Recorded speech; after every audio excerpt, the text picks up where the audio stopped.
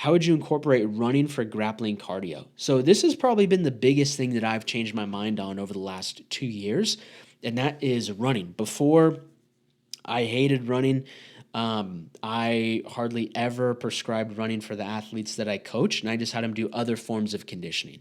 That doesn't mean that I was anti like low intensity, long duration cardio. I think that has tons of benefits. I just wasn't a huge fan of running as the main modality to do that, mainly because the impact of tons and tons and tons of road work, I was seeing it was just causing a little bit more harm than good with the athletes that I was coaching.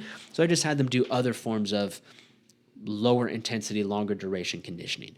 But what changed my mind was as I was like on this campaign against running, one guy said, he's like, yeah, I hear where you're coming from, coach, but for me, I personally really like running because like I don't have to have a gym membership. I can just lace up my shoes and go hit my conditioning and then be done for the day. And so that really got me thinking like, man, like that's actually a really good point. On the other side of things, I think also like as athletes, we should have the capacity to run. So before I wasn't running because like, oh, it's like, my Achilles gets, chewed up and my knees get chewed up. And it's like, well, if you can't run because your body gets banged up, you should probably build up your body just as an athlete in general to be able to handle at least a little bit of running. So what I started doing was I did a lot of work for like my feet and my ankles and my knees and all that stuff just to handle the impact of running. And some advice that was really helpful for me came from Mark Bell.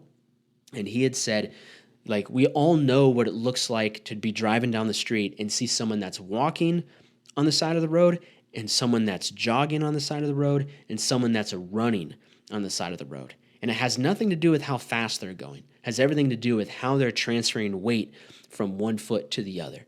So if someone is just walking, they're kind of always staying connected to the ground as much as possible. If someone's jogging, it doesn't matter how fast they're going. There really has to be no change in speed, but they're kind of like lightly bouncing from side to side, one foot in front of the other with some forward movement. And then if someone's running, that looks very different where they're actually like reaching out and striding as they're running.